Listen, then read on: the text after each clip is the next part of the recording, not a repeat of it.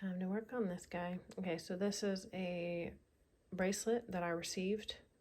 This thing is, she estimates, over 70 years old, probably older. It broke probably due to bending it back and forth, because a lot of people do that in order to put their bracelets on sometimes. And over time it develops little stress fractures, and then eventually it'll just break. This is sterling silver. So I'm going to take out all these stones and I'm going to make, this was a beautiful bracelet. I'm going to make a pair of earrings and a pendant. I'm going to melt down this silver and I'm going to pound it with a hammer and make the base for the pendant. And then I'm going to use some of my own silver, my scrap silver, melt it out, pound that for the earrings. So just stay tuned.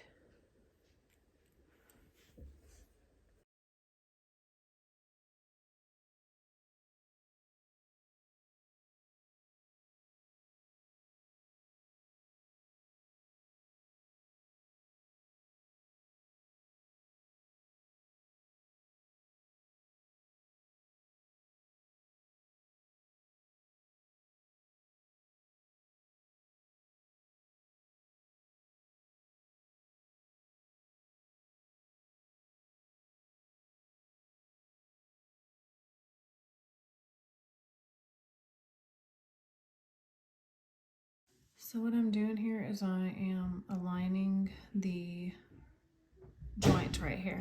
So this right here, where it meets up, so it has to be perfectly flush on all sides. So if you see looking at it, that's why I have it up against this black background, you can see that it's not flush.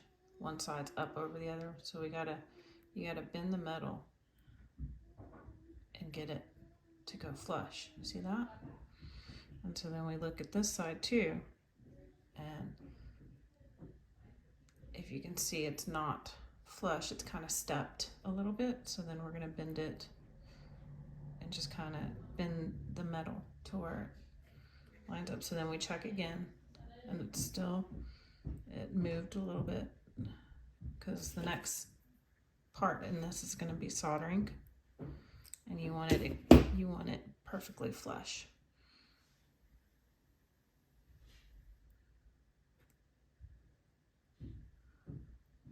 So a lot of times what I'll do is I'll take the file, make sure the joint's straight on both sides. Can't really see here, let's see. It's kind of hard to see it. There you can see the white line right there. That's pretty, looking pretty good. So I just wanna, there we go. And then I'll take the pliers again and I'll squeeze it pretty tight.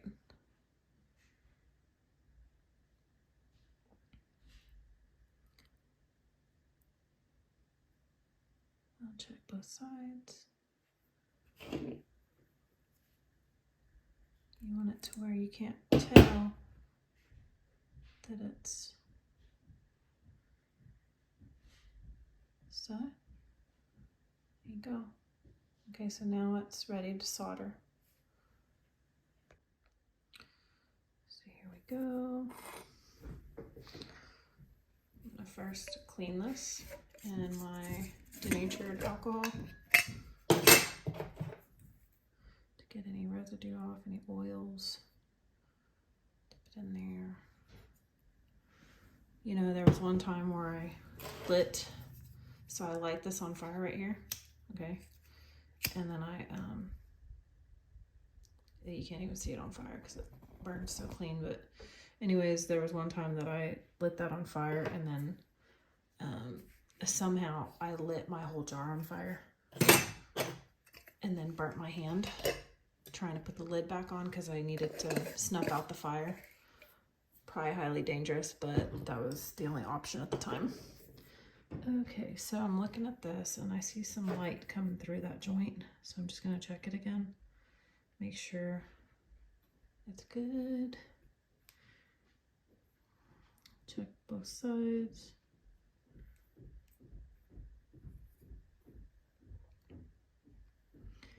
And I'll make a video, time-lapse video of all this, so you don't, I'll just do short videos of different processes. So this is the flux. This allows the solder to flow. This solder that I use is silver solder. So what I'll do is I'll place this evenly on both sides of the solder, because you want that solder to, of course, the flux kind of, it's so funny because the solder will actually like magnetize towards the flux, which you find that with any sort of liquid really. Okay, so I'm going to put it equally on the inside and the outside, so that whenever I heat it up, it's going to go on both sides equally. Here's my trusty midget. This is what this is called.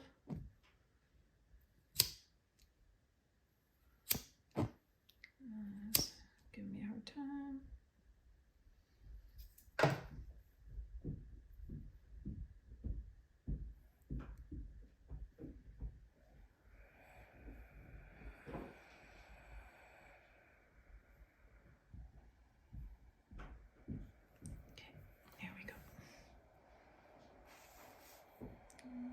Sometimes it'll be kind of finicky at the beginning if you haven't used it in a while. If you watch it, so you gotta watch it, get it settled in.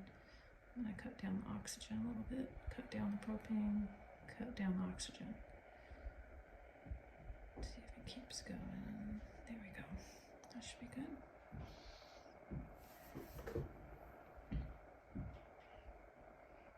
So you just heat it evenly, you watch the metal will start to turn colors. And then you kind of start to focus in on the joint and the solder fluid.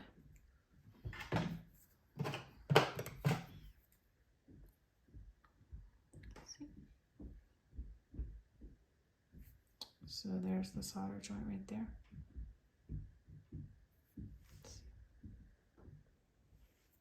Right there behind my finger, or my finger's behind it.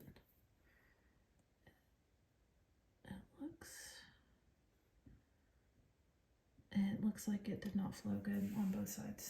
All right, so gotta redo it. Okay, so prior, whenever I soldered it, it had only soldered on one side and did not join both sides. It was only soldered on the left side over here. And so I cleaned it. I dipped it back in the denatured alcohol, burnt it to burn off all the residue, and then refluxed it. Same process that I did before, and then added another piece of solder that would go on both sides. Oh my goodness, baby's upset. But you can see that it's a good solder. The joint is all soldered up and down, top to bottom. I'm gonna go give this baby hugs and kisses. All right. Alright, so after soldering, you want to clean up the extra solder. But one thing I like to do is I don't like to clean all of it up, because I am going to solder this to the base. There's going to be another piece of silver like this. So I'll solder it to the base of something like this. And then I'll be soldering this base maybe to a ring. Well, this will be a pendant, so anyway, so you want to keep some extra solder, because sometimes it tends to flow out of there. Or if you don't want that happening, I have this that I put on it that prevents the solder from flowing out of the joint, which sucks after you do all that work. So you have hard, medium, easy, and extra easy solder. So you want to start out with the hardest solder, especially if you're going to be soldering multiple times. But the thing with rings is you want, I'll use hard, because I want the ring to be strong. If that even makes any sense, I'll have to explain it while I'm doing it. But anyways, so I'm going to clean this up.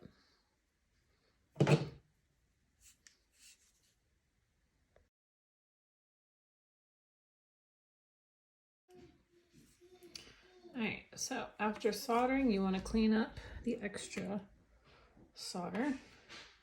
But one thing I like to do is I don't like to clean all of it up because I am going to solder this to the base. There's going to be another piece of silver like this. So I'll solder it to the base of something like this. And then I'll be soldering this base, maybe to a ring. Well, this will be a pendant, so anyway, so you want to keep some extra solder because sometimes it tends to flow out of there. Or if you don't want that happening, I have this that I put on it that prevents the solder from flowing out of the joint, which sucks after you do all that work. So you have hard, medium, easy, and extra easy solder. So you want to start out with the hardest solder, especially if you're going to be soldering multiple times. But the thing with rings is you want, I'll use hard because I want the ring to be strong. If that even makes any sense, I'll have to explain it while I'm doing it. But anyways, so I'm going to clean this up.